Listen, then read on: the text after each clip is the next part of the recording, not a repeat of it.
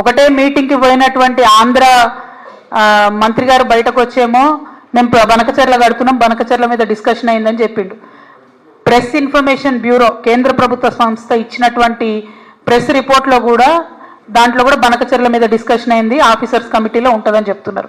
ఇక ముఖ్యమంత్రి గారు బయటకు వచ్చేమో డిస్కషన్ కాలే అంటుండు. మన ముఖ్యమంత్రి, మన తెలంగాణ ముఖ్యమంత్రి అబద్ధం ఆడుతున్నాడని తేట తెల్లం అయిపోయింది ఇలా ప్రజల ముందట.